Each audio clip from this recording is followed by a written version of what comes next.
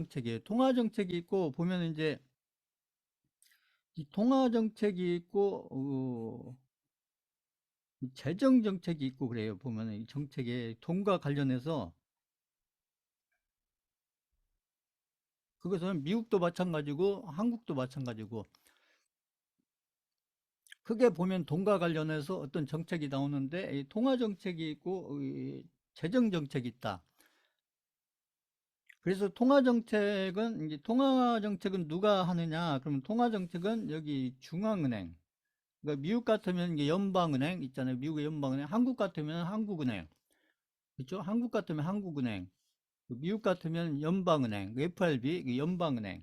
거기에서 주가 돼서 통화 정책을 펴고 그래서 통화 정책이 이제 어떤 식으로 진행되냐 이게 중요한 게 그래서 한국 같은 경우는 한국은행인데 한국은행 은행장 혼자 서는 게 아니고 전에도 제가 미국의 매파 미술기파 이렇게 설명 드렸지만 한국은행 같은 경우는 한국은행 총재 플러스에서 7인 7인에서 통화 정책을 결정을 하고 미국 같은 경우는 그쵸 여기 17명에다가 이렇게 합쳐서 12명 그래서 12명이 이제 어떤 위원들로 구성이 됐느냐 따라서 이제 매파가 받느냐 비둘기파가 받느냐 그거에 따라서 미국의 그 연방금리를 결정하는 데 있어서 그 영향을 미친다. 그 구성원들이 어떤 위원들로 구성됐냐에 따라서 아무래도 사람들이 결정을 하는 거기 때문에 그래서 위원회 구성이 어떤 사람들로 구성이 됐냐에 따라서 많이 달라지는 거고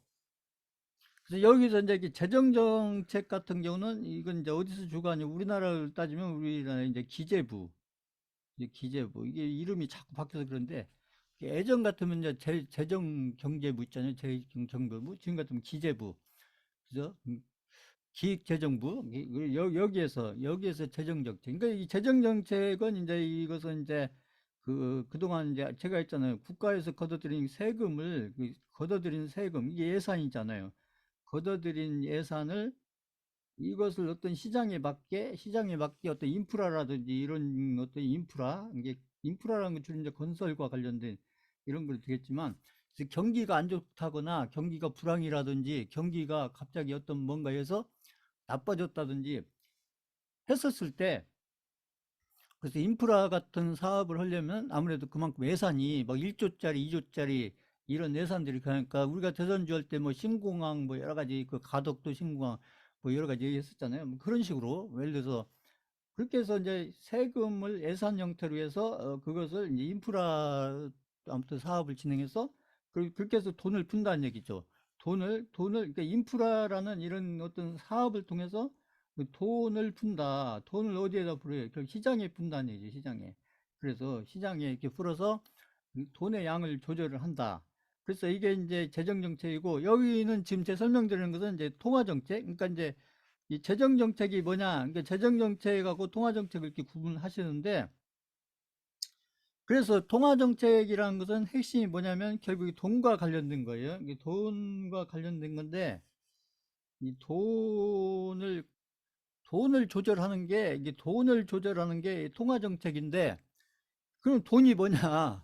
이게 또 문제가 되겠죠. 그 돈이라는 게 우리가 보통 알고 있는 그 1,000원짜리, 만원짜리, 5만원짜리 이것만을 돈이라고 하느냐?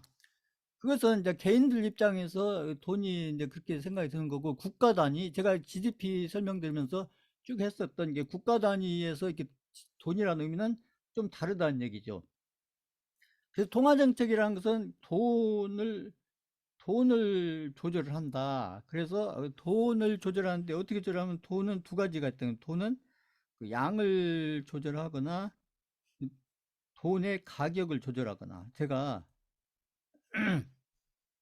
이게 돈의 양을 이렇게 돈의 양을 늘리거나 줄이거나 아니면 가격을 올리거나 내리거나 이렇게 해서 그러니까 한국의 돈 원화도 달러도 마찬가지죠. 미국의 달러 이게 세계적으로 가장 중요한 게 지금 현재는 달러니까 그래서 달러의 양을 늘리냐 줄이냐 그게 양을 늘리냐 줄이냐 그래서 코로나가 왔을 때 그 재정 그렇잖아요. 코로나가 왔을 때 그래서 양적 완화라고 해서 양적 완화해서 돈을 엄청나게 풀었잖아요. 그래서 미국도 많이 풀고 한국 같은 경우도 아무튼 우리가 여러 가지 돈을 많이 풀었잖아요. 돈을 이렇게 양을 푸는 방법이 있고, 그 다음에 돈의 가격을 올리고 내리고 한다.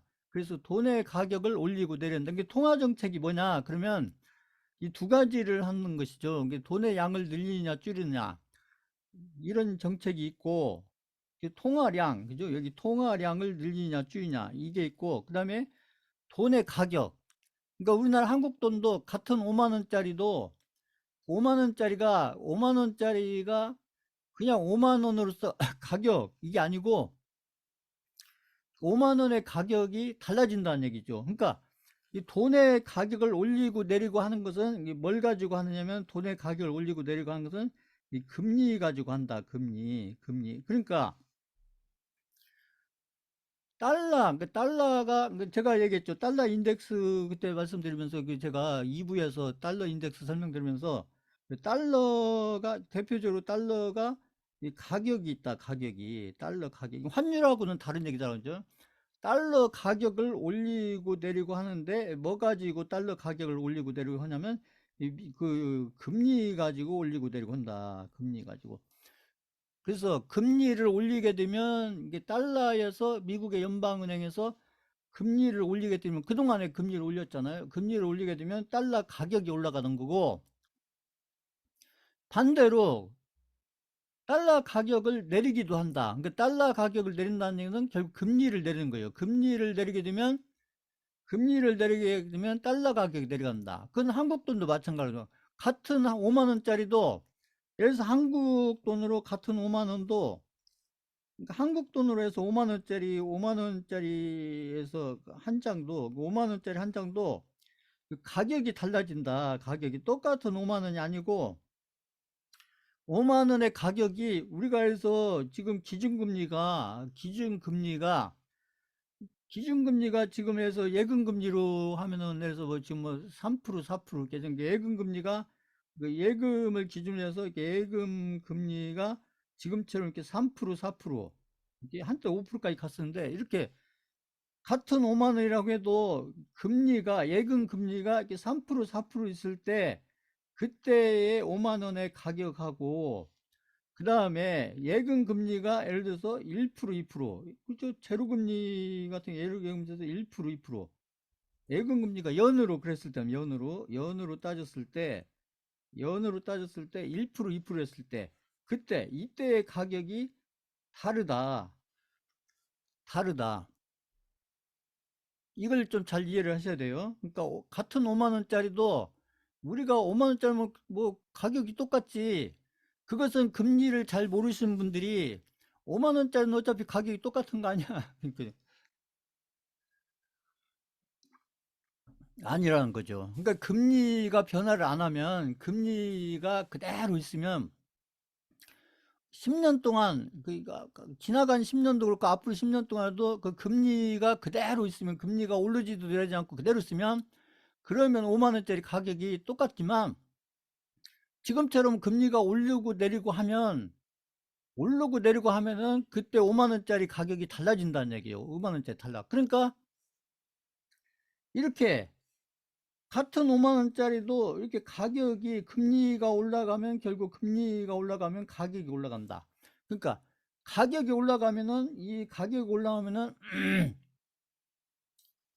올라가면은 결국 이 5만 원짜리 돈을 가지고 있는 사람들은 이 5만 원짜리 돈을 가지고 뭘 하느냐?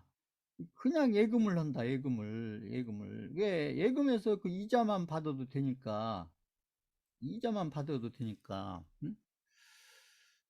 이거 이해가 가시는지 모르겠지만, 그러니까 그래서 금리가 올라가게 되면 많은 분들이 어떤 리스크를 안고, 그 투자를 하면 제가 늘 얘기하는 어떤 리스크가 따르니까, 굳이 막 리스크를 지고서 투자를 하다가 손실 나고 이러느니, 그냥 은행에 예금을 해서 그냥 이자만 받아서 그 이자만 받아도 그냥 만족을 한다 이 얘기죠. 그러나 금리가 낮아지게 되면 돈의 가격이 떨어진다. 이게 돈의 가격이 떨어지게 되면 반대가 되는 거죠. 돈의 가격이 떨어지면 예금을 안 치워. 예금을 안 하고 차라리 그 돈 가지고, 돈의 가격이 낮으니까 그러니까 그 돈 가지고 차라리 뭘 하느냐? 투자를 한다. 이게 투자. 이 투자라는 게 뭐냐면 그 돈 가지고 다른 뭔가를 사놓는다. 뭔가를. 이게 투자라는 것은 뭔가를 사놓는다. 그래서 뭐 금을 사놓든지 주식을 사놓든지 지금 저희가 얘기하는 게 비트코인 사놓든지 예를 들어서 이런 식으로 응? 자, 이 관계 지금 설명한 거 이해 가신다. 이게 3번 쳐보세요. 3번. 지금 방금 설명한 거 이해 가신다. 3번. 그러니까 이게 투자를 잘 하시려면 이 돈에 대해서 잘 알아야 돼요. 그러면 돈에 대해서 내가 잘 아는데 근데 지금 제가 설명한 거 이런 걸 알았냐는 얘기예요. 지금 제가 설명하는 이런 분들 은행에 예금 들면 이자 받고 그냥 그렇게 알지 보면은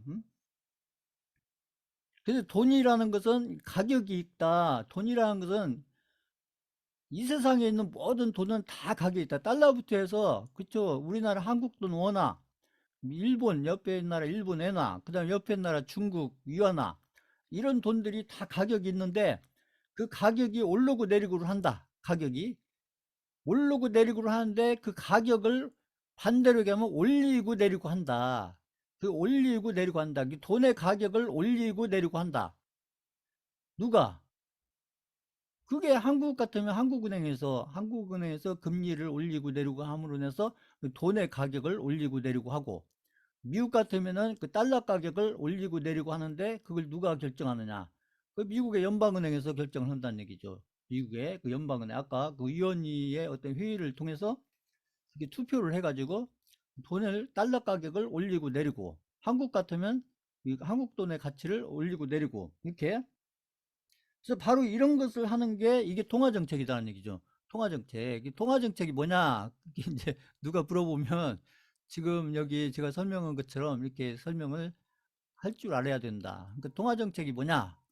그러면 돈을 풀거나 돈을 걷어들이거나 돈의 양을 늘리거나 시장에서 돈의 양을 늘리거나 돈의 양을 줄이거나 그것도 역시 돈의 양을 늘리거나 줄이거나 하는 것도 역시 그 한국 같으면 한국은행에서 미국 같으면 연방은행에서 그런 걸 결정을 하고 그래서 이렇게 돈의 가격을 올리고 내리고 그 다음에 돈의 양을 늘리고 줄이고 이런 것을 하는 게 그게 이제 중앙은행에서 한다는 얘기 중앙은행 그 영국 같으면 영국 런던은행 있잖아요 런던은행 프랑스 같으면 프랑스 그 중앙은행 있고 각 나라별로 다 중앙은행이 있어서 그 중앙은행을 만들어 놓은 이유가 이 통화정책을 잘 하라고 만들어 놓은 거예요 시장에 맞춰서 이 통화정책을 잘 하라 그런 얘기죠 그래서 통화정책을 이렇게 해서 결정을 하는데 이게 통화 정책이라는 것은 다시 말하면 이게 돈의 양을 늘리고 줄이고 하는 게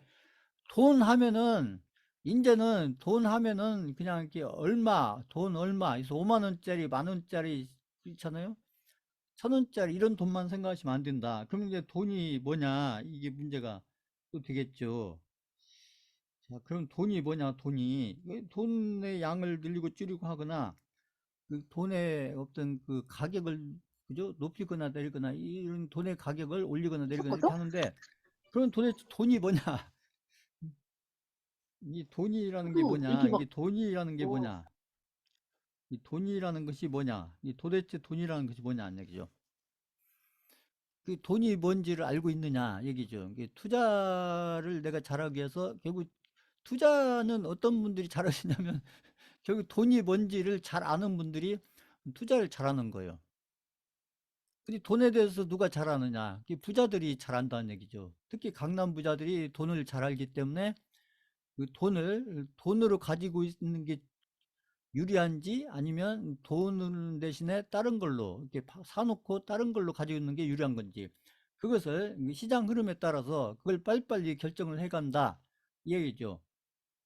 근데 일반 개인들이야 그냥 금리 따라서 그 예금 이자 많이 주면 그 예금하고 그 예금 이자 낮아지면 그죠 예금 안 하고 이러지만 이제 그래서 돈이라는 게 뭐냐 도대체 그래서 돈이라는 것이 뭐냐 그래서 우리가 돈이라고 하면은 보통 이제 화폐를 얘기한다 화폐 제가 예전에도 이거 한번 설명드렸는데 이 돈은 있고 화폐 통화 이게 같은 얘기예요 돈 화폐 통화 조금 이제 구분을 하긴 하는데 그래서 보통 우리가 이제 돈 하면은 아까 얘기하는 10,000원짜리, 50,000원짜리 뭐 지폐, 동전, 요즘엔 동전은 뭐 거의 안 쓰지만은 그 지폐, 그죠? 50,000원짜리, 지금 뭐 30,000원짜리 만들자 뭐 어쩌고 그런 얘기도 나오던데, 아무튼 이게 좁은 의미에서는 이렇게 50,000원짜리, 10,000원짜리, 1,000원짜리 이런 게 돈이다. 이게 좁은 의미에서 보면, 이게 협의로 보면, 이게 좁은 개념에서 보면 이 화폐는 있고 돈 이게 이제, 근데 우리가 GDP를 얘기하고 그 국가 단위 어떤 경제를 얘기할 때 이게 개인 입장에서는 아까 돈이라고 하면은 아까 5만 원짜리, 만 원짜리, 뭐 1,000원짜리 이런 게 돈으로 생각하지만, 이제 국가 단위의 어떤 경제에서 생각하면은 돈이라는 게 뭐냐? 그러면 그 5만 원짜리, 만 원짜리, 1,000원짜리 이걸로만으로 설명이 안 된다는 얘기죠. 이게 돈이라는 것은 결국은 여기 보면 이제 좁은 의미에서, 이게 아주 좁은 의미에서 돈이라는 것은 결국 우리가 보통 현금을 얘기한다.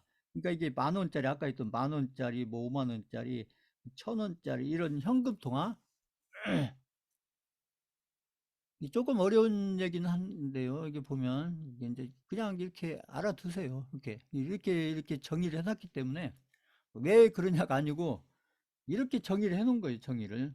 그래서 현금, 우리가 보통 돈 하면 현금만을 얘기하는데, 그래서 현금만이 돈이 아니고 우리가 이제 현금이라는 것은 우리가 해서 그 집에 어떤 금고를 놓고 여기다 막 5만 원짜리를 5만 원짜리를 막 1,000장을 쌓는다든지, 응? 예전에 막 저금 통장, 이렇게 돼지 저금 통장 해가지고 거기에 막 지폐 아니 동전, 그 동전을 이렇게 모아놓는다든지, 그런 것들은 현금이 드는 것이 현금. 그래서 그런 현금도 있지만 우리가 은행에 통장을 만들어 놓고 어떤 우리가 어떤 그 요구불 예금이라는 게 뭐냐면, 우리가 어떤 통장을 이렇게 만들어 놓고 수시로 여기 수시로 돈을 넣고 빼고 한다는 얘기. 넣고 뺀다 그러면 여기 통장에 제가 이 얘기도 많이 했던 얘기인데요. 이게 보면 그 통장에 내가 현재 지금 여기 1억이 있다. 1억이. 그러면 내 통장에 진짜 1억이 있느냐, 이거 제가 질문을 했었죠. 예전 오프라인에서 강의할 때. 내 통장에 1억이 들어있다. 그러면 내 통장에 정말로 1억이 있느냐?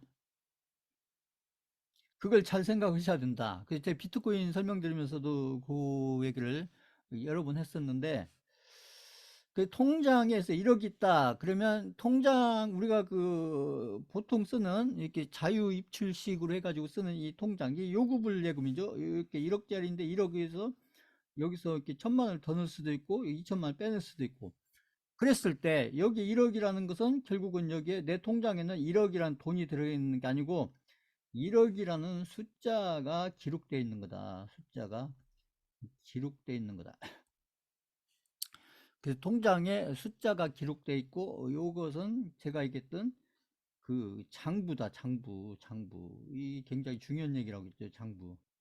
그래서 이게 비트코인을 이해하시려면 지금 제가 설명드리는 이런 것들 이해를 하셔야 돼요. 우리는 1억짜리 통장이 있으면은 당연히 거기에 내 돈 1억이 들어있다고 생각하는데, 실제로 은행 입장에서 보면 그냥 장부인 거예요. 장부. 아무튼 그래서 요구불 예금이란 것은 수시로 돈을 넣고 빼고, 그 다음에 여기 예금 중에서 저축성 예금 중에서 수시로 넣고 빼고 이런 것들, 그러니까 이런 것들은 언제든 돈을 넣고 빼고 할 수가 있으니까, 돈을 언제든 인출이 가능하니까, 이런 것들이 좁은 의미에서 현금 플러스 이렇게, 지금 이건 통장으로 가지고 있는 통장, 이건 현금으로 가지고 있는 게 아니라 통장으로 가지고 있는 통장, 아까 제가 얘기한. 그래서 현금 플러스 통장, 지금 같으면 대부분 통장으로 가지고 있는 거죠. 통장으로. 그렇잖아요. 누가 지금 현금을 막 해서 집에 현금을 막 5천만 원 찾아놓고 막 1억 찾아놓고 그런 분이, 부자들은 그렇게 하는 분들이 많이 있을지 모르지만 일반 개인들은 거의 다 통장에 들어있고, 그다음에 그 CMA 카드 이렇게 가지고 다니면서 그걸로 쓰잖아요.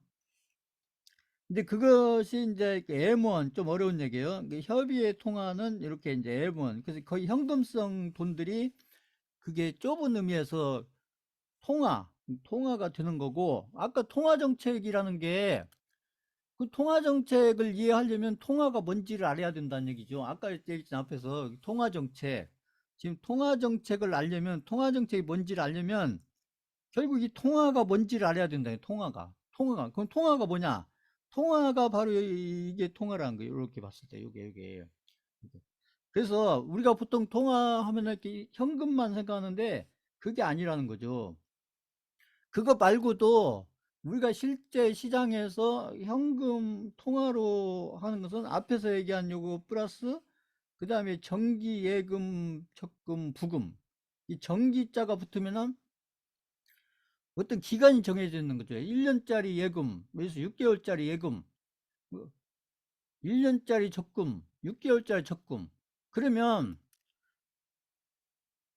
이건 기간이 만기가 정해져 있기 때문에 물론 내가 현금으로 바로 뺄 수도 있지만 현금으로 빼면은 그동안에 내가 해서 그 1년짜리 예금을 들어뒀고 8개월이 돼서 어떤 이자가 붙어 있는데 내가 돈이 필요하다고 해서 거기 돈을 쫙 빼면 그래서 1억을 예금을 걸어뒀고 1년짜리 예금을 가입했는데 한 8개월째 됐을 때 그 4개월만 채우면은 거기 이자를 받는데 3%든 4%든 이자를 받는데 그래서 내 돈이 필요하다고 해서 돈을 빼게 되면 그동안에 8개월 동안 붙었던 이자를 포기해야 된다. 그렇잖아요. 이자를 포기해야 된다. 그래서 그 이자를 포기해야 되기 때문에 그 이자 때문에 이제 이게 이제 아까 현금하고는 조금 다르다. 물론 바로 뺄 수도 있지만 이자를 포기하면 뺄 수도 있지만 대신에 이자를 내가 포기를 해야 되니까 이제 그런 것들, 그러니까 기간이 묶여져 있는 그런 것들도 역시 통화다. 이게 통화.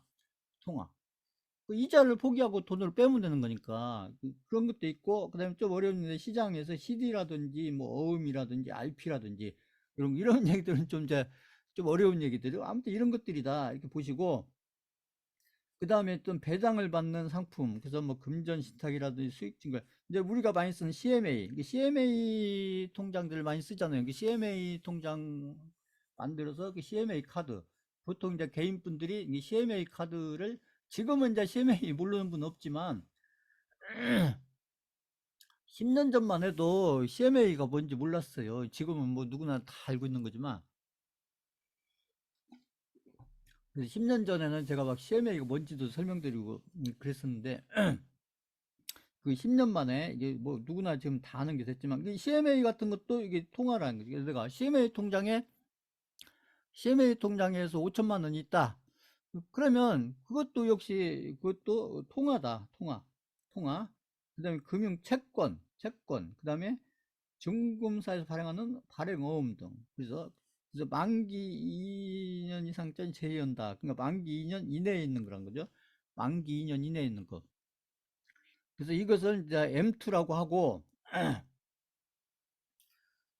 좀 어려워요. 어려운데 그냥 이렇구나 그냥 알아두세요. 이렇게 해서 이걸 뭐 외울 수는 없고 우리가 생각하는 돈이라는 게 통화라는 게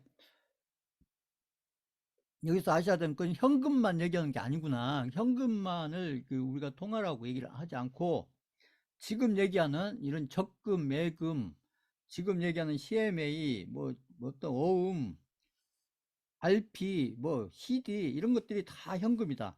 근데 그거 플러스 또 뭐가 있냐면 2년 이상짜리 정기 예적금, 금융채권, 그 다음에 예수금, 그 다음에 생명보험회사에 들어있는 보험계약 준비금. 이건 이제 좀 어려운 얘기인데, 생명보험회사에, 그러니까 보험금을 누군가 타격이 되면 그 보험금을 내줘야 되니까 그 생명보험회사 같은 경우는 어느 정도 돈을 가지고 있어야 된다. 이게 준비금 형태로. 그래서 뭐 사망보험금으로 나가든 어떤 의료비 형태로 나가든 뭘로 나가든 아무튼 뭐그 연금으로 나가든 그렇잖아요. 뭘로 나가든지 간에 그것을 가입했던 분들이 그게 필요해서 아니면 그게 어떤 조건이 돼서 그걸 받아가야 되면 결국 돈으로 내줘야 되니까 돈을 내주려면 그 돈을 그만큼 가지고 있어야 된다. 근데 그런 것들도 역시 통화다 얘기 통화. 그러니까 통화라는 게 그것 플러스 그 다음에 이제 그 정부나 기업이 발행한 어떤 그 시장형 금융, 이제 RP, 그 다음에 채권, 그 예금보험공사에서 채권, 자산관리공사에서 채권, 참 어려운 얘기죠. 그 다음에 뭐 유동화회사에서 증권, 국채, 우리가 국채 얘기는 많이 들어봤잖아요. 국채, 지방채, 기업보험, 회사채. 자, 이런 것들이 다 통하다. 그러니까 한국은행에서 이제 우리나라 한국은행에서 어떤 통화량을 늘리고 줄이고 그다음에 어떤 그 돈의 가격을 올리고 내리고 하는 것은 단지 어떤 현금 우리가 가지고 있는 만 원짜리, 5만 원짜리, 1,000원짜리 그런 어떤 돈의 양만 늘리고 줄이고 그다음에 그 돈의 가격만 올리고 내리고 하는 게 아니고 지금 표에서 설명드린 이 모든 것들이 다 이게 다 합쳐서 이게 통하다. 그러니까 우리가 생각하는 돈, 화폐하고 여기 통화정책에서 얘기하는 화폐. 왜 그러냐면 여기서는 지금 이제 통화정책을 어떤 개인 차원에서 하는 게 아니고 개인 차원에서 하는 게 아니고 어떤 국가 차원에서 국가 차원에서 통화정책을 하다 보니까 결국 화폐라는 것은 우리가 생각하는 어떤 현금만을 얘기하는 게 아니고 지금 설명한 이 표에서 설명한 이 모든 것들이 다 통하다. 그래서 우리가 통화정책을 한국은행에서 통화정책을 한다는 것은 우리가 현금의 양만 늘리고 줄이고 현금의 가격만 올리고 내리고 하는 게 아니고 지금 여기 표에서 설명된 이 모든 것들에 다 해당된다. 그러니까 이렇게 알아두셔요. 이 부분은. 통화정책이 뭔지를 알려면 그 통화가 뭔지를 알아야 되니까. 그래서 통화라는 것은 이렇게 설명하고 이것은 좀 이제 이론적인 얘기고 이게 또 이게 좀 이제 처음 듣는 분들은 이게 이제 그 경제학을 공부하지 않은 분들 일반 개인들은 이게 무슨 소리야 도대체 이럴 수 있는데 이제 결론은 뭐냐면 우리가 생각하는 이 통화라는 게 현금만을 얘기하는 게 아니다. 현금은 극히 일부다. 일부 이렇게 알고 계셔야 돼요. 우리가 국가 단위에서 얘기하는 통화라는 것은 현금은 극히 일부인 것이고 오히려 현금 아닌 나머지 것들이 훨씬 더 많다. 이렇게 알아두시면 되는 거죠. 그래서 통화정책이라는 건 어떤 현금만에 해당되는 것이 아니고 이렇게 어떤 지금 설명드린 이 모든 통화에 해당이 된다. 이렇게 보시면 되고요. 그 다음에 이게 통화정책은 결국 이제 화폐의 어떤 양을 조절한다. 또 이렇게 설명을 하기도 하는데 우리가 이제 실제 시장에서 어떤 실물 경제의 크기는 돈의 양과 결국 같을 수밖에 없다. 그러니까 실물 경제가 크다는 얘기는 결국 실물 경제가 크다는 것은 그만큼 돈의 양이 많다. 그 다음에 실물 경제가 적다는 얘기는 그만큼 돈의 양이 적다. 자, 이러는데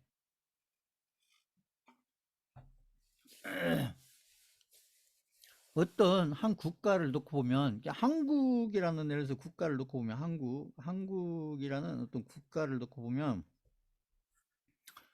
우리가 그 지나간 예를 들어서 해방 이후에 지나간 40년, 50년, 60년 이렇게 걸치면서 이게 시간이 이렇게 몇십 년 지나면서 그래서 60년대 1960년대 초부터 6.25 전쟁 끝나고 해서 60년대 초 우리가 경제가 조금 이게 자리를 잡아가는 게 1960년대 초부터 해서 지금 2023년도 지금 1월달 이제 2월달이죠. 이렇게 보면 한국 국가의 이제 돈이 아니고 이제 돈이라는 것은 우리가 그동안 얘기한 거 지금 여기에서 얘기하는 통화의 어떤 양을 따지면 한국에서 통화의 양은 1960년도부터 해가지고 2023년도 1월 달까지 이렇게 계산해 보면 거의 몇 년이에요? 한 60년. 그렇죠? 그러면 60년 동안 한국에서 통화의 양이 늘었을까요? 줄었을까요? 이거 한번 채팅창에 써보세요. 지나간 60년 동안 60년대부터 해가지고 지금 2023년도까지 한국에서 통화의 양이 늘었을까요? 줄었을까요?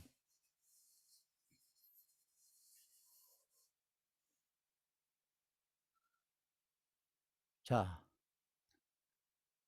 그러면 지금부터 해서 10년 후에 가서 보면 지금은 2023년도 여기인데 여기서 10년 후, 여기서 2033년도 1월달 10년 후에서 가보면 그러면 지금 통화량보다 2023년도에 가면 통화량이 늘어나 있을까요? 줄어들었을까요? 늘어나 있을까요? 줄어나 있을까요?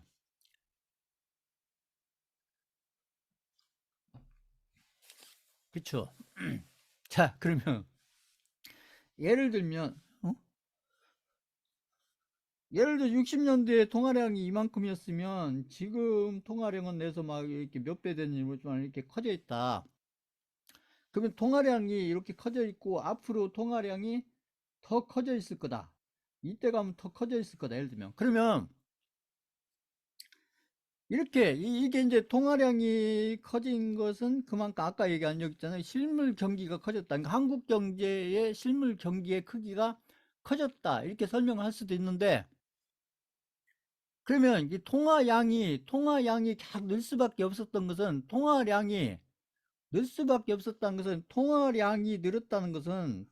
늘었다는 것은 뭐가 늘었다는 얘기일까요? 통화량이 늘었다는 것은 뭐가 늘은 걸까요? 뭐가?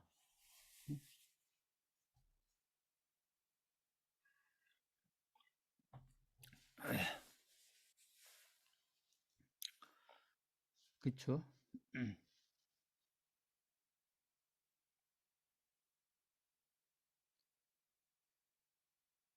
자, 이제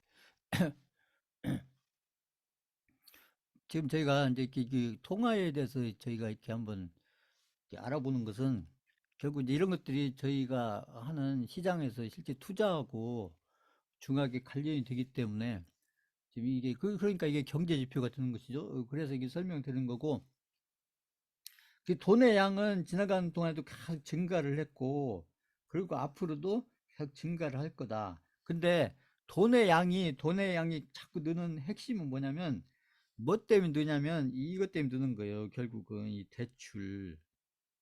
대출하고 신용 있잖아요. 신용 이런 것 때문에 이 돈의 양이 계속 한국은행에서 돈을 막 그만큼 막 더 찍어내고 해서 미국에서 달러를 막 그만큼 더 찍어내고 이래서 느는 것보다는 결국 신용과 이 대출이 는다. 근데 잘 보시면 아파트를 사실 때 아파트를 내서 그 아파트 5억짜리 사는데 거기서 내 돈 2억 5천 들어가고 그 2억 5천을 은행에서 대출을 받는다. 그럼 대출을 받았어요. 근데 그 받은 대출이 내 통장에 들어와 있느냐는 얘기예요. 내가 예를 들어서 5억짜리 아파트를 사면서 내 돈 2억 5천 들어가고 2억 5천을 은행에서 대출 받았다. 그러면 그 2억 5천이라는 돈이 내 통장에 있어 본 적이 있느냐? 이 얘기죠. 실제로는 내 통장에 있어 본 적이 없는 돈이에요. 그냥 은행에서 바로 그냥 대출로 나가는 거죠. 대출로. 그죠? 그러니까, 그러니까, 실제로는 그게 2억 5천이라는 그 대출을 받았을 때, 그 2억 5천이라는 게 그게 실제로 우리가 생각하는 그런 어떤 현금과 같은 것이냐 보시면 아니라는 거죠.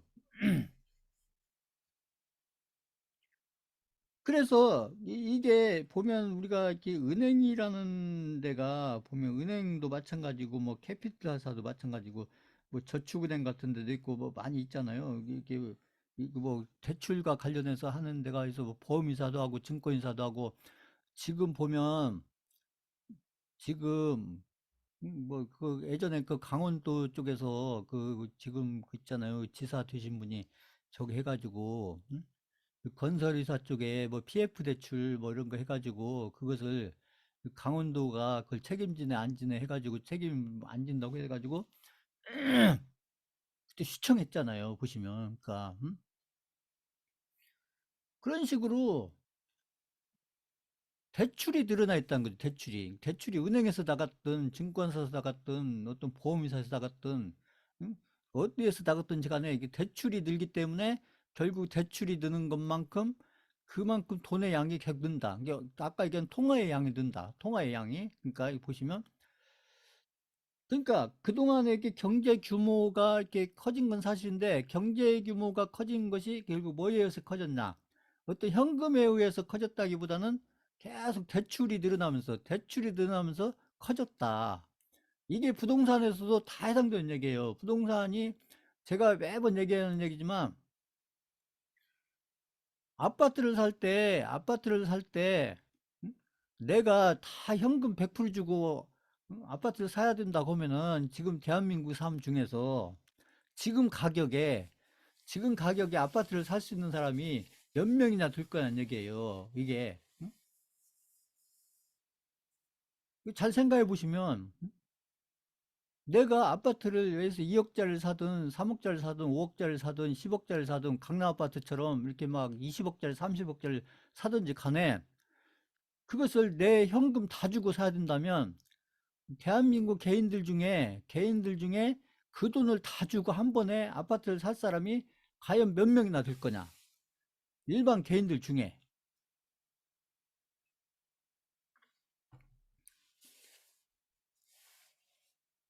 현금을 다 주고 사야 된다면. 그러니까 만약에 그 아파트 시장만 놓고 봤을 때 지나간 10년, 20년 동안 IMF 이후에 10년, 20년 동안에 아파트를 살 때 은행에서 대출을 안 해준다. 그래서 나 다 내 돈 가지고 샀어야 된다. 그랬으면 아파트 가격이 지금처럼 올라갔을 거냐는 얘기예요. 잘 생각해 보시면. 잘 생각해 보세요. 이거. 자, 그래서 지금 얘기한 결국은 그 대출이 그만큼 늘었기 때문에 그 대출이 늘어난 거에 비례해서 결국 아파트 가격도 그만큼 올라갈 수가 있었다. 그래서 결국 아파트 시장의 규모가 그만큼 커질 수가 있었다. 그게 만약에 현금만으로 이렇게 사고팔고 했었으면 아파트 시장이 같은 아파트 시장을 놓고도 지금처럼 그걸 가격으로 따졌을 때 제가 얘기하는 시가총액이죠. 아파트 시가총액으로 따지면 그렇게 커졌을 거냐는 얘기죠. 아니라는 거죠. 그러니까 지금 제가 얘기한 지금 이런 부분들 대출 포함해서 이런 것들을 다 조절하는 게 그게 통화정책이다. 이게 통화정책. 지금 통화정책. 이 통화정책을 이게 좀 잘 이해를 하셔야 되는데 자, 그래서 여기 또 좀 어려운 또 공식이 나오는데 보면은 그냥 그렇다는 것만 보세요. 이게 결국 돈의 양하고 이 돈의 양 보시면 보세요. 이 돈의 양. 이게 돈의 양이에요. 돈의 양. 돈의 양. 양인데 우리가 잘 보세요. 이제 우리가 GDP를 공부했으니까 우리가 GDP를 얘기할 때 지금 한국의 GDP가 지금 2020년, 21년, 23년도 이렇게 20년도, 21년도, 23년도 한 3년간 보면 한국의 GDP가 연간으로 따지면 한 2천조 정도 된다. 그렇죠? 2천조 정도 된다. 그때 제가 설명드렸잖아요. 그러니까 한국의 GDP가 지금 현재 2000년, 20년도 초에 들어와서 이게 한 2천조 정도 드는데 그러면 2천조라는 돈이 실제로 2천조라는 돈이 있어서 2천조라는 돈이 있어서 그렇게 해서 GDP가 만들어지냐 이게 돈을 관련해서 GDP가 만들어지냐 아니라는 거죠. 2천조가 아니고 실제로는 2천조가 아니고 200조만 있어도 200조라는 돈이 이렇게 자꾸 옮겨가면 이렇게 200조가 이렇게 옮겨가고 또 옮겨가고 옮겨가면서 이렇게 해서 200조가 이렇게 왔다 갔다 이렇게 아무튼 들어가고 나가고 이렇게 하면서 200조가 10번만 움직여도 이런 얘기예요. 200조가 10번만 움직여도 이게 곱하면은 이게 2000조가 된다는 얘기. 이거 이해 가세요? 이거? 그러니까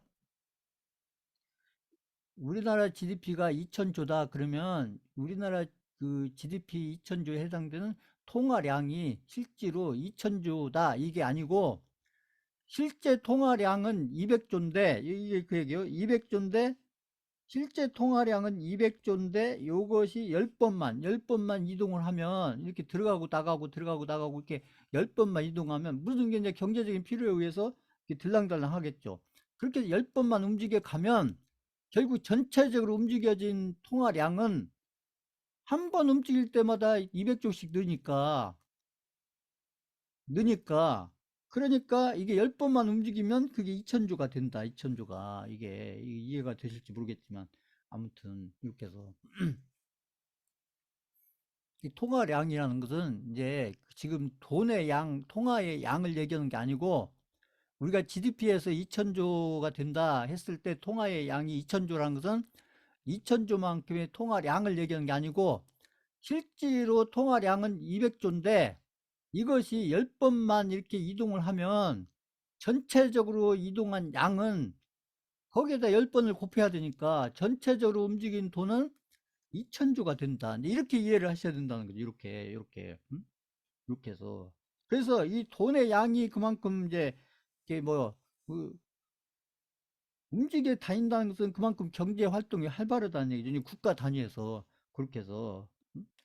자, 그렇게 해서 이제 통화 정책은 결국 화폐 수량인데 화폐 수량인 게 우리가 GDP를 기준으로 봤었을 때 결국은 GDP에 해당되는 우리가 2000조다. 그러면 2000조만큼의 어떤 통화량을 얘기하는 게 아니고 그 통화량은 예를 들어서 200조, 300조만 돼도 그게 몇 번 이렇게 이동해 다니면 그래서 곱하기를 하면 되니까 그러면 그만큼의 통화량이 된다. 이렇게 좀 어려운 얘기예요. 이렇게 보시면 되고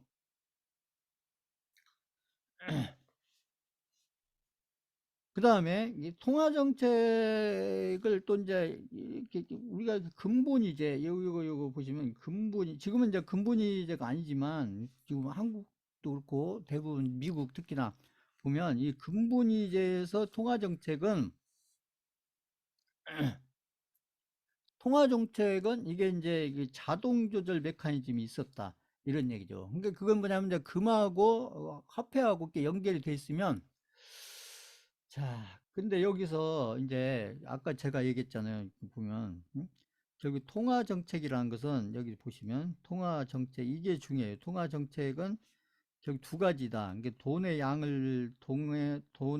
통화의 양, 이게 돈의 양을 늘리고 줄이고 이렇게 해서 조절하는 방법이 있고 그 다음에 아까 이 통화의 가격, 이게 돈이죠. 쉽게 얘기하면 돈의 가격을 올리고 내리고 해서 이렇게 해서 통화정책을 쓸 수가 있는데 통화정책을 쓰는 방법이 두 가지가 있다는 얘기죠. 통화량을 늘리고 줄이고 이렇게 하는 방법이 하나가 있고 아니면 돈의 가격을 올리고 내리고 이렇게 하는 방법이 있는데 자 그러면 지금 이렇게 같은 통화정책을 쓰더라도 이렇게 돈의 가격을 올리고 내리고 한다는 것은 뭘 통해서 하면 결국 금리를 올리고 내리고 해서 돈의 가격을 올리고 내리고 해서 이 금리 가지고 어떤 통화 정책을 써가는 이런 정책을 쓰는 나라가 대표적으로 어디냐? 그게 미국이라든지 지금 한국이라든지 그 다음에 대부분 나라들 EU 뭐 이렇게 그 국가들 있잖아요. 뭐 옆에 나라 일본. 그래서 이런 대부분의 나라들이 이게 금리 가지고 그 돈의 가격을 올리고 높이고 해가지고 돈의 가격을 늘리고 줄이고 해서 이렇게 통화 정책을 써가는 게 그게 이제 미국 플러스 한국, 그 다음에 대부분의 나라들이 이제 이런 식의 통화 정책을 쓰고 있는데, 돈의 양을 늘리고 줄이고 해서 이렇게 통화 정책을 쓰는 나라가 있다는 거죠. 그 나라가 대표적으로 어떤 나라냐? 그게 지금 현재로서는 중국이 그렇게 하고 있습니다. 중국.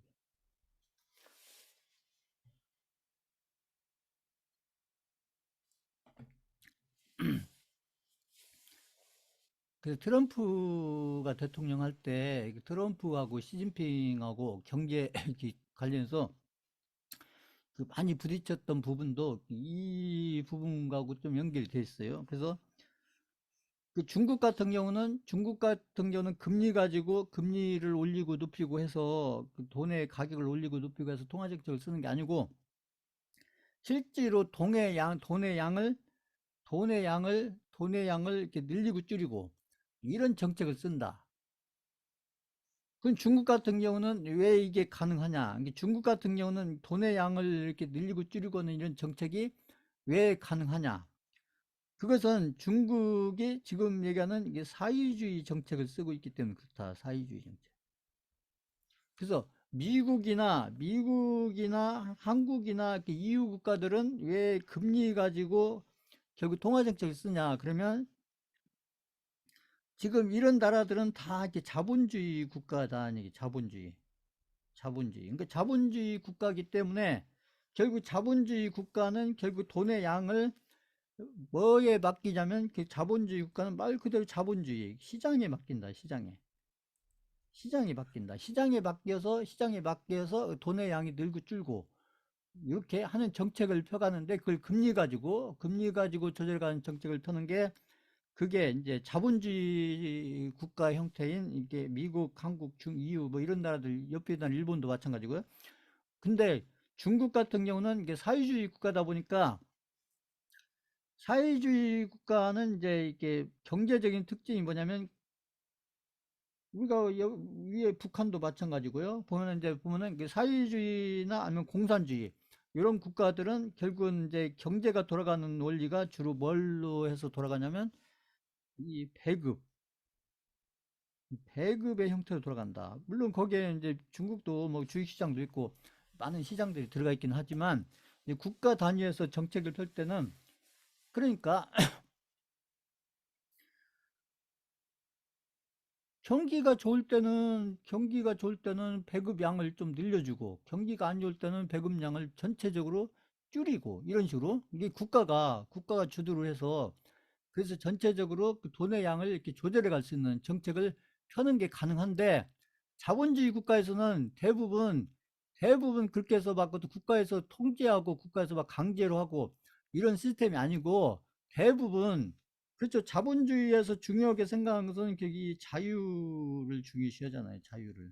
그러니까 대부분 이제 민주주의 국가들이 정치적으로는 민주주의 국가들이 대부분 이렇게 본인들 자유라는 것은 본인들이 책임지고 본인들 의지대로 결정을 해간다 이런 얘기죠. 그래서 본인들이 결정을 해서 잘못되면 그거에 대한 책임도 본인들이 지고 잘 되면 또 좋은 결과는 본인들이 가져가고 이게 자본주의 특성이니까 그러니까 시장이 바뀐다. 그래서 시장에 맡겨서 돈의 양을 조절해 가는데 통화 정책을 펴는데 금리를 통해서 올리고 내리고 요것만 하면 아까 제가 얘기했잖아요. 그래서 금리를 통해서 돈의 가격을 올려놓으면 그러면 개인들이 알아서 은행에 가서 예금을 맡긴다. 그러면 은행에 예금을 맡긴다는 얘기는 뭐냐면 은행에 예금을 맡긴다는 얘기는 결국 주식시장에서 있어야 될 돈이 빠져가지고 결국은 은행에 가서 거기서 잠자고 있다는 얘기고 이자 받으면서 그렇게 된다는 얘기죠. 그러면 그렇게 하라고 한 거 아니에요. 개인들한테 그 주식시장에서 빠져나와서 그렇게 해서 은행에 예금하세요. 이게 아니고 그냥 금리를 올리면 결국 돈의 가격이 올라가니까 개인들이 판단해서 그냥 차라리 주식시장에서 리스크 안고서 이렇게 위험하게 투자하느니 시장도 안 좋고 그런데 차라리 빼가지고 그냥 은행에 예금해 놓는 게 낫겠다. 이렇게 개인들이 스스로 판단해서 그렇게 해서 시장에서 돈의 양이 이렇게 늘고 줄고 한다는 얘기죠. 보면. 이 말 이해가세요? 이렇게 해서. 근데 중국 같은 경우는 이제 사회주의 국가다 보니까 이제 그렇게 어떤 금리를 통해서 어떤 정책을 편다기보다는 결국은 이렇게 해서 실제로 배급 어떻게 보면 돈의 양을 직접 늘리고 줄이고 하는 정책이 가능하다. 그래서 이게 어떻게 보면 미국을 중심으로 한 이런 국가, 특히 미국하고 중국하고 여러 면에서 충돌하는 부분 중에 하나가 이런 부분이에요. 그래서 근본이제 같은 경우일 때는 이 경제 활동을 보면 국가 단위의 경제 활동을 보면 이렇게 수출을 하게 되면 결국 근본이 때는 결국은 이 금이 들어왔다는 얘기예요.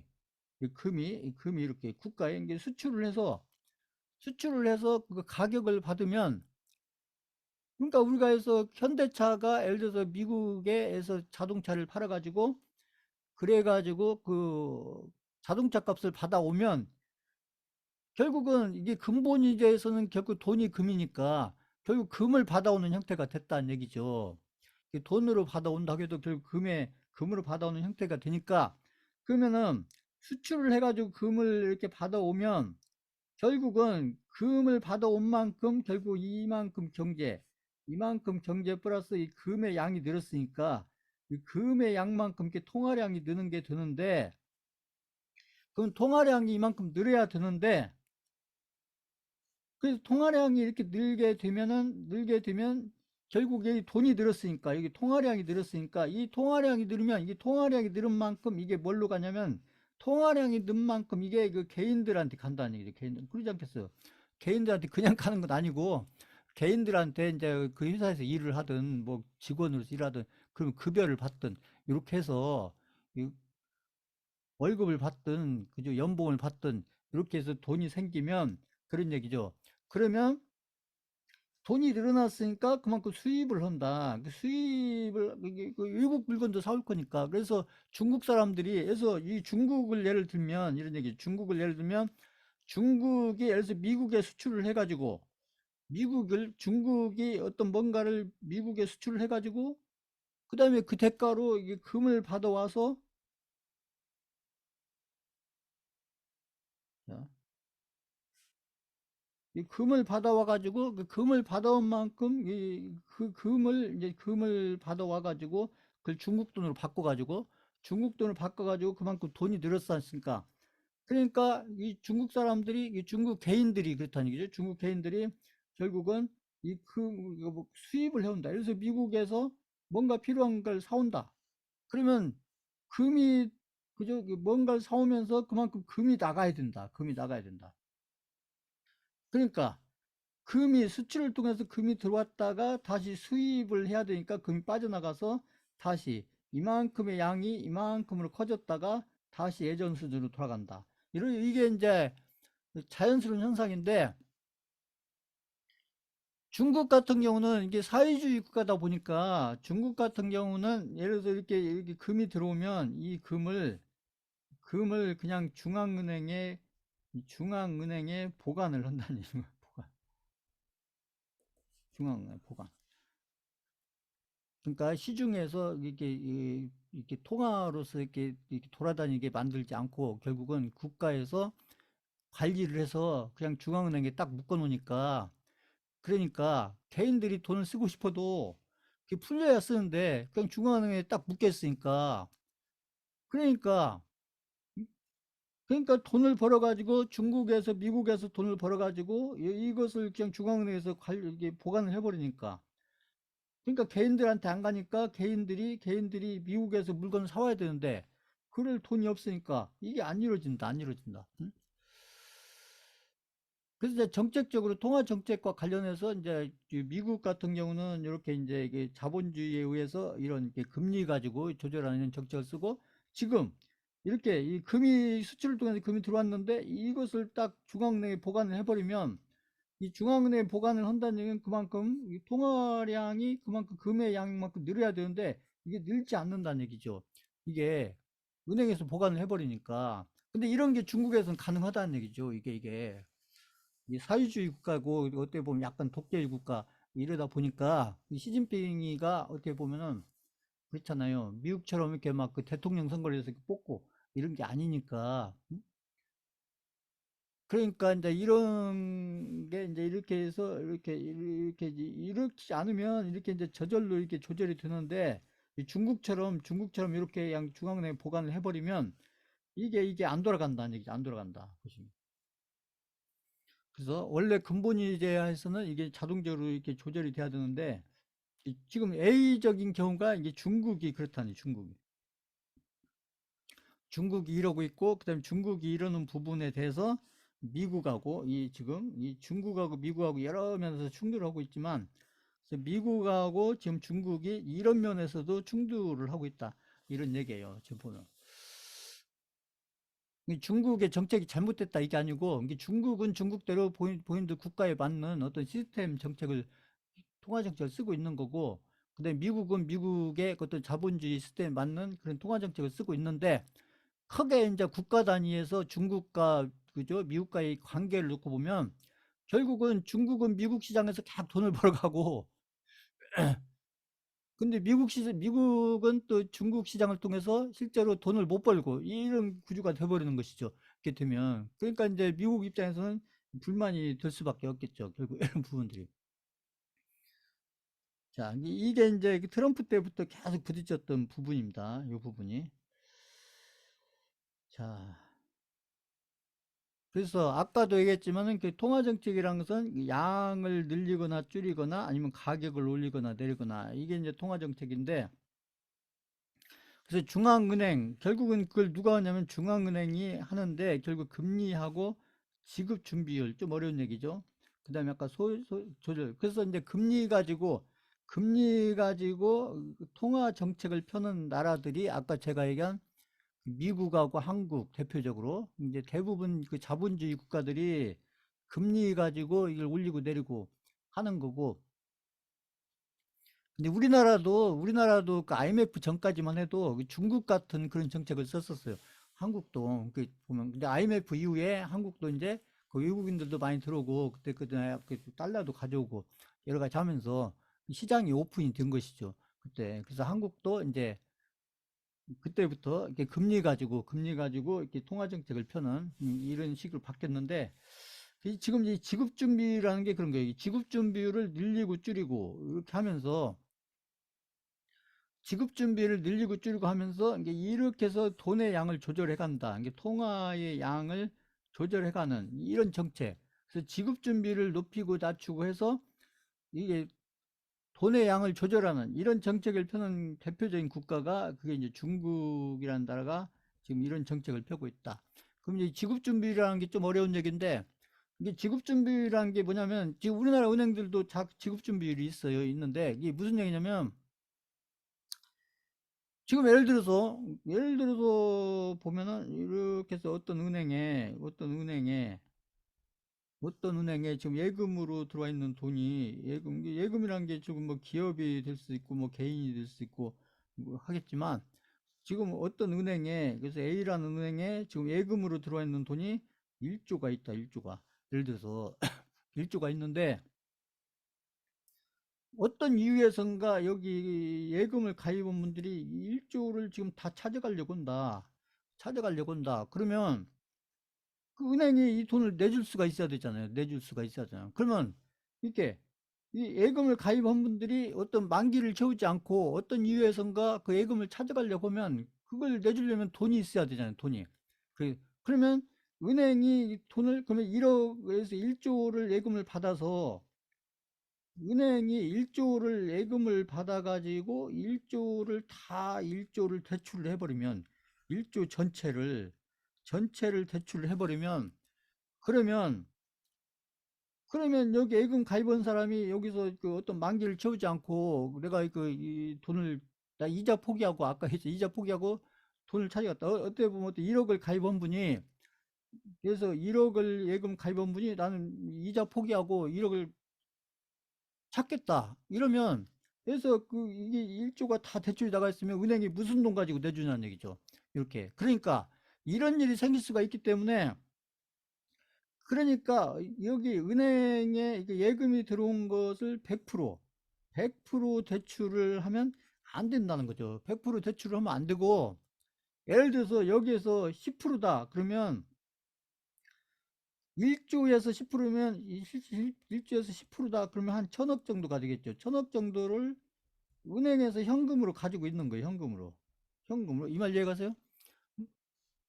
현금으로 10억 정도 아니, 이렇게 1000억 정도를 가지고 있으면 중간에 예금을 이렇게 만기를 포기하고 이렇게 찾아가는 사람들한테 이 돈 가지고 내줄 수가 있잖아요. 내줄 수가 있잖아요.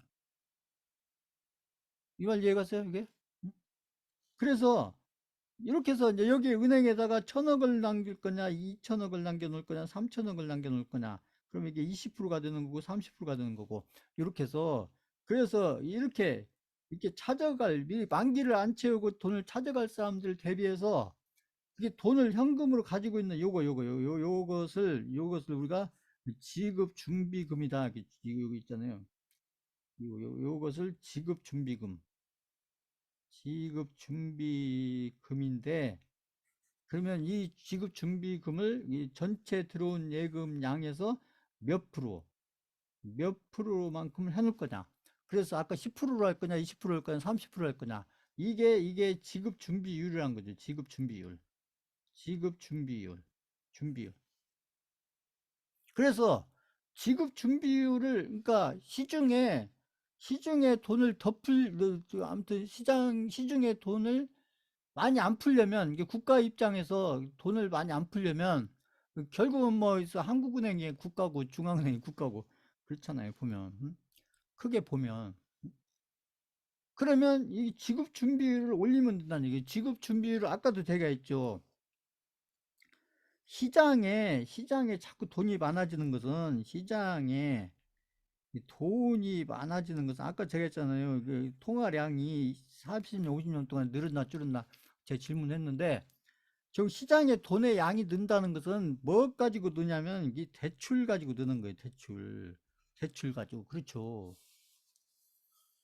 시장에 돈이 많아지는 것은 그만큼 대출을 받은 사람들이 많기 때문에 시장에 돈이 많아지는 겁니다.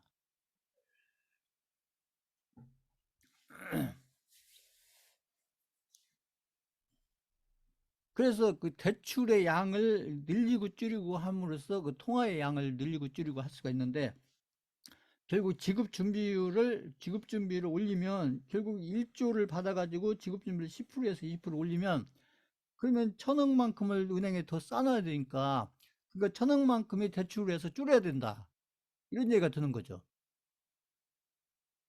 이 설명 이해 가세요, 이거? 이런 식으로 조절을 한다. 그래서 이제 그 금리는 우리가 잘 아는데, 이제 금리는 우리가 잘 아는 거고, 우리가 지금 경험하고 있는 거잖아요.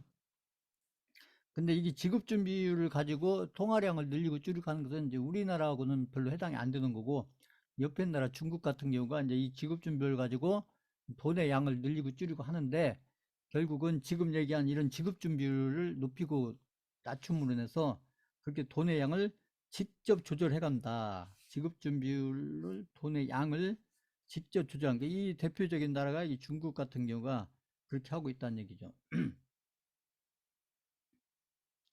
그 다음에 이제 이 금리 가지고 통화 정책을 펴는 나라가 이제 한국 같은 경우, 미국 같은 경우, 대표적으로 그런 나라들이 이 금리 가지고 조절해 가는 거고, 그래서 미국 같은 경우는 90년도부터, 아까 제가 했잖아요. 한국은 IMF 이후에, 미국은 90년도, 한국은 99년도부터 금리 가지고 통화 정책을 해오고 있다, 이렇게 알아두시면 되고, 그 중국 같은 경우가 지금도 그 직접 통화량을 조절하는데, 그걸 지급 준비율 가지고 조절을 한다. 근데 중국은 그게 가능하다.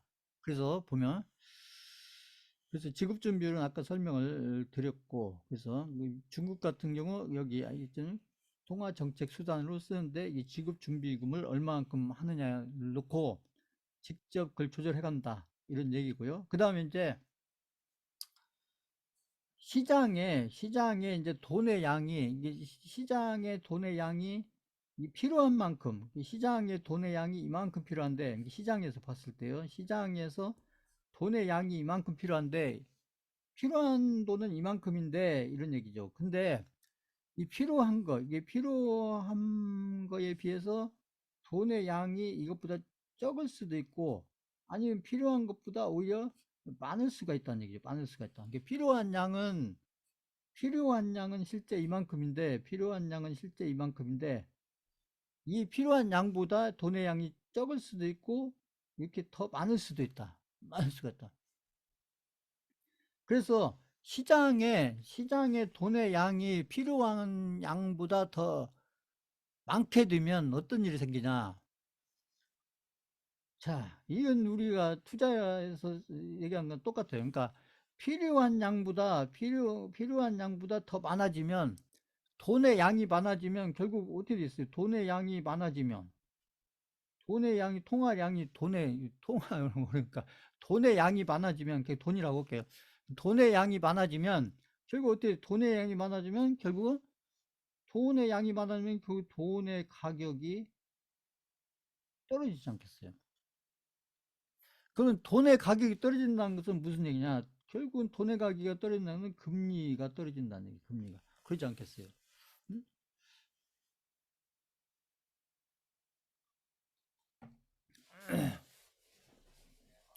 돈의 양이 많아지면, 이게 시장에서 필요한 양보다 돈의 양이 많아지면 결국 돈의 가격이 떨어지는 거고, 돈의 가격이 떨어지면 결국 금리가 떨어지는 거다. 이 금리가 떨어지게 되면 결국은 이 돈의 양이 많은 것을 누가 이걸 해결해야 되냐? 누가 해결할 수가 있냐? 그게 중앙은행이라는 거죠. 중앙은행. 그래서 중앙은행이 시장에 넘치는 돈을 중앙은행으로 오게 하면 한다. 중앙은행으로 오게 하면 된다. 그래서 그럴 때 이용하는 게 이제 RP를 이용해서 한다는 얘기. RP. 좀 어려운 얘기인데 아무튼 RP라는 걸 이용해서 돈의 양을 결국은 이 넘치는 결국 이 돈의 양, 필요한 보다 많은 양을 어디에서 흡수를 해줘야 하냐면 중앙은행에서 흡수를 해줘야 된다. 중앙은행에서. 이렇게 보면. 그러니까 시장 금리보다 이게 자꾸 시장에 돈이 많아지면 금리가 자꾸 낮아지니까 이걸 적정 금리를 유지를 하려면 결국 돈의 양을 중앙은행에서 흡수를 해줘야 된다. 그래서 이제 그런 정책을 쓰기도 하고 반대로 돈의 양이 적으면 필요한 양 반대가 되겠죠. 돈의 양이 줄게 되면 이게 돈의 양이 줄게 되면 결국 양이 줄게 되면 돈의 가격이 올라간다. 그럼 돈의 가격이 올라가면 결국 금리가 올라간다는 거예요. 금리가 올라간다. 그래서 금리가 올라가게 되면 결국 통화 양이 적으면 결국 이런 결과가 오는데 그러면 이런 경우는 어떻게 해야 되냐? 이런 경우도 결국 중앙은행이 나서 가지고 돈의 양을 그만큼 풀어줘야 된다. 이제 풀어줘야 된다. 뭘 통해서 풀어주냐? RP라는 걸 통해서 풀어준다. RP를 설명하면 또 어려워지니까요. 아무튼 이제 이렇게 해서 RP라는 것을 이용해 가지고 이렇게 해서 돈의 양을 늘리고 줄이고 하는 것이 가능하다. 이런 얘기예요. 이게. 그 RP가 뭐냐? 이제 RP 얘기 많이 들어보셨잖아요. 보면. 자, 이 개념만 설명을 드리면 RP라는 것은 이런 거예요. 이게 통화정책에서 많이 쓰는 이 RP를 많이 이용하는데 RP를 이 통화정책 관련해서 RP를 많이 이용하는데 그 RP라는 게 뭐냐? 좀 어려운 얘기인데 RP라는 게 우리가 보통 보면 우리가 채권자, 채무자 이렇게 얘기를 할 때 돈을 빌리는 사람이 채무자고 돈을 빌려주는 사람이 채권자잖아요, 보면. 그래서 돈을 빌려 오려면 그러니까 그래서 A라는 사람이 B라는 사람한테 돈을 빌려 오려면 돈이 필요해서 돈을 빌려 오려면 예를 들어서 A라는 사람이 B라는 데서 돈을 내서 한 1억 정도를 가져오려면 그냥 가져올 수 없다는 얘기죠. 그래서 내가 해서 은행에서 1억을 빌려 오려면 뭔가 이렇게 담보를 줘야 된다. 담보를. 그게 채권이 되는 거죠. 담보를. 그래서 아파트를 담보로 하든 뭘 담보로 해서 이렇게 해서 보통은 돈을 빌릴 때 이게 돈을 빌릴 때 반드시 담보를 제공하고 그 담보를 제공하고 필요한 돈만큼을 가져오는 이런 형태가 보통 담보대출이라는 거예요. 담보대출. 신용대출도 있지만 신용은 이제 그 사람 신용에 의해서 이거 직장이라든지 신용도라든지 여러 가지 평가해서 그거에 의해서 그 신용카드라든지 뭐 신용 뭐 이런 거 있잖아요. 뭐 이런 것들이 이제 신용인 거고 신용대출인 거고 우리가 보통 담보대출이라고 하면 보통 담보대출은 대표적으로 이제 부동산 가지고 담보대출을 많이 하잖아요. 대표적으로 아파트 같은 걸 가지고 담보대출을 많이 하는데 그랬을 때 예를 들어서 1억을 아파트를 담보로 해서 가져온다. 그러면 아파트를 담보로 해서 가져온다. 이런 얘기죠. 근데 이게 이제 우리가 보통 얘기하는 담보대출의 형태고 지금 얘기하는 RP라는 게 뭐냐? RP라는 것은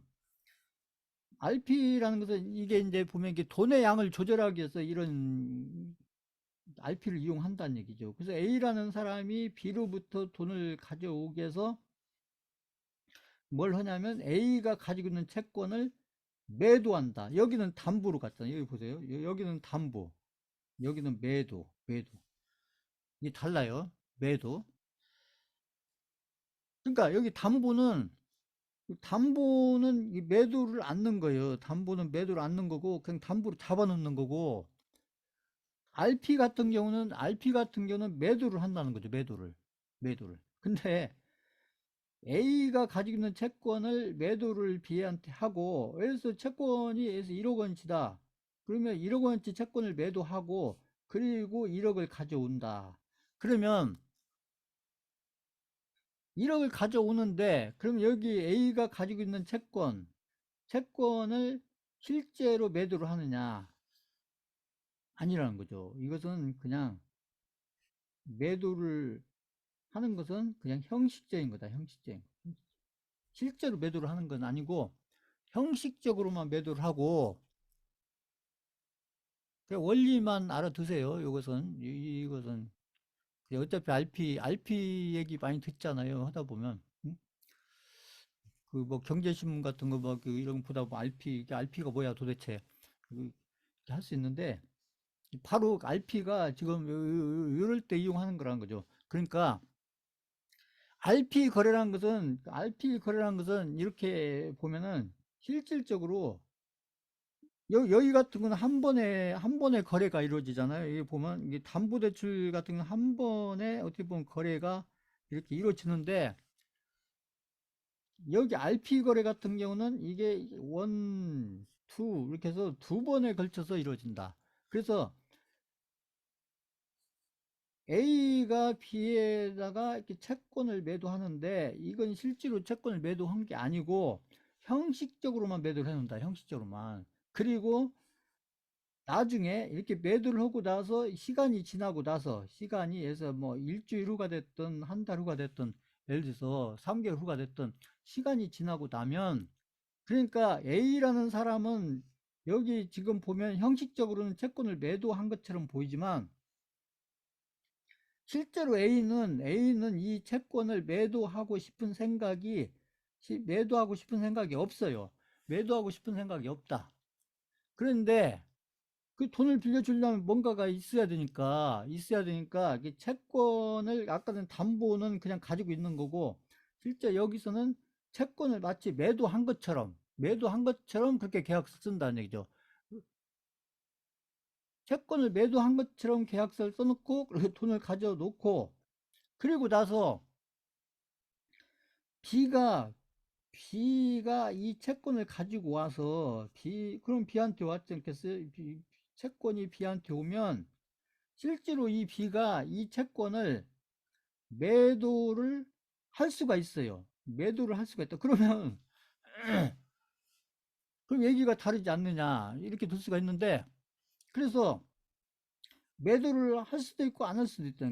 근데 할 수도 있다. 매도를 할 수도 있는데, 그래서 이제 기간을 정해놓고 한다는 거죠. 그래서 한 달 후가 됐든 두 달 후가 됐든 기간이 지나고 나서, 그래서 어떤 계약 기간이 되면, 그때 그때에서 A가 예를 들어서 여기서 여기 빌렸던 이 돈을 다시 돌려주면서 여기는 채권을 가져와야 된다.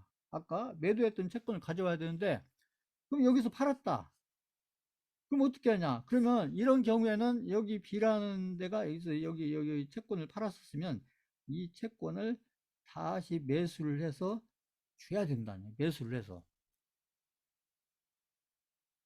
그러면 이 채권이라는 것은 뭐가 있냐면, 이 채권은 잘 모르겠지만 채권이라는 것은 이자가 있어요. 이자가 이제 어떤 채권에 따라 다른데, 그러니까 A가 여기 매도한 것처럼 돼 있지만, 예를 들어서 이게 한 달이든 두 달이든 이렇게 어떤 기간을 정해놓고 이렇게 하게 되면, 그 기간에 나오는 채권 이자는 A가 받는다는 얘기죠. 여기 채권에서 나오는, 이게 좀 어려운데, 이자는 받는다. 왜? A는 실제로 파는 게 아니니까 이자를 받고, 그리고 어떤 기간이 되면 이 돈을 갚으면서 그 채권을 다시 가져온다. 근데 이렇게 가지고 있는 이 두 달 동안에 이 채권이 나오는 이자는 누가 받느냐? A가 받는다. 그러니까 파는 게 아니라는 거죠. 그러니까 이게 좀 어렵죠, 이게 보면. 근데 이렇게 알아두세요. 이렇게 해서. 그래서 이런 식으로 해서 실제로 어떤 채권을 걸어놓고, 채권을 여기 A는 파는 게 아니고 그냥 맡기는 게 아까 담보대출처럼 맡기는 게 아니고 그냥 매도 형식으로 한다. 근데 실제로는 매도 형식인데 실제 매도를 한 게 아니고, 매도를 한 게 아니고 어떻게 보면 맡기는 형태인데 이렇게 되면 근데 B는 요걸 받아가지고 실제 매도를 할 수가 있다는 얘기예요. 매도를 할 수가 있고 그러면 나중에 기간이 돼서 이 채권을 다시 돌려줘야 되는데 이미 팔아버리면 어떻게 돼야 되죠? 그럼 그때는 사수 쳐야 된다. 이게 이제 우리가 주식에서 이 원리가 뭐하고 똑같냐면 지금 요거 좀 어려운 얘기인데요. 이게 한때 막 제가 템플턴에서도 얘기했지만 이게 RP가 이게 지금 뭐하고 똑같냐면 이게 RP가 이게 뭐가 똑같냐면 주식에서 얘기하면 이게 공매도하고 똑같아요. 공매도하고.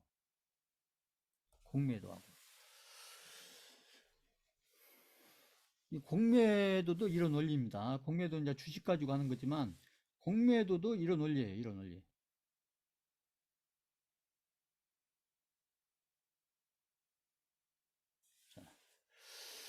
공매도도 이제 주식을 빌려가지고 이렇게 해서 이렇게 이제 고점에서 빌려가지고 팔고 좀 어려운 얘기인데 공매도도 아무튼 그래서 RP라는 걸 이용해서 좀 어렵긴 하지만 이 통화정책이 이제 다시 정리를 해드리면 이게 통화정책이 우리가 경제 지표에서 굉장히 중요한 정책 중에 하나인데 특히나 지금처럼 이렇게 코로나 때문에 세계 경기가 어려워졌잖아요.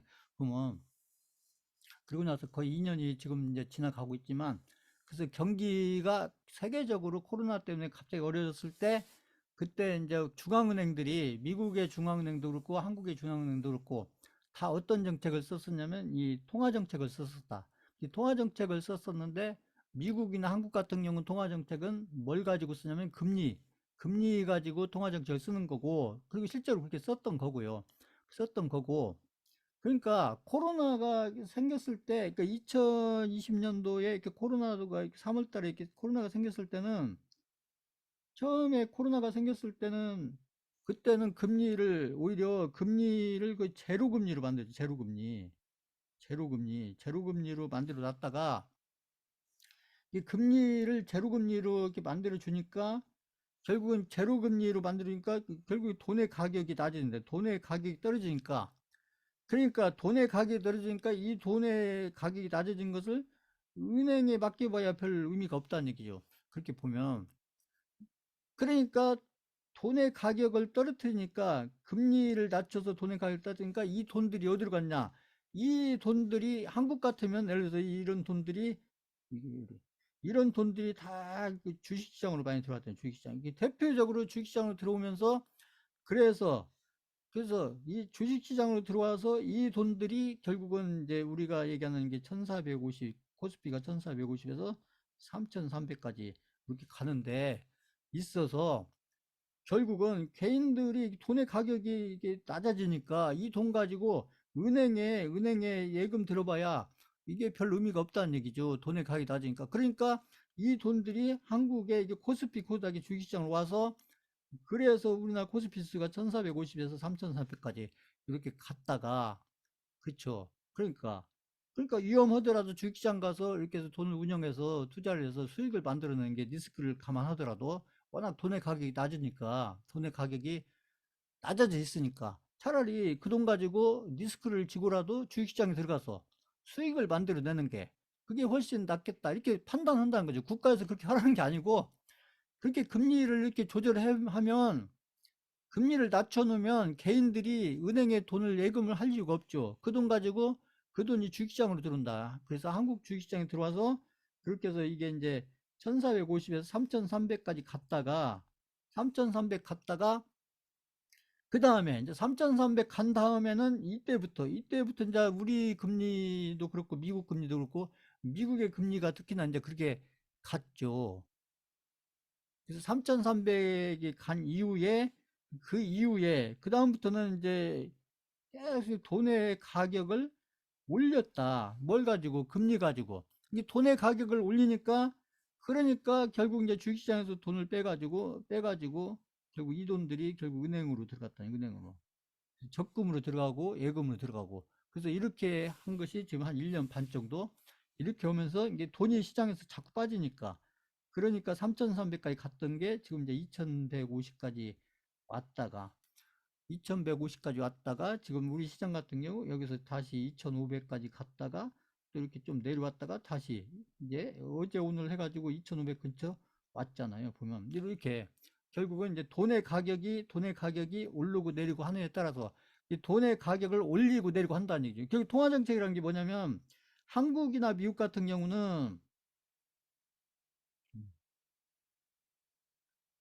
통화 정책이라는 게 한국이나 미국 같은 경우는 통화 정책이라는 게 결국 이 금리를 높이고 낮추고 해서 시장에서 돈의 양을 늘리고 줄이고를 한다.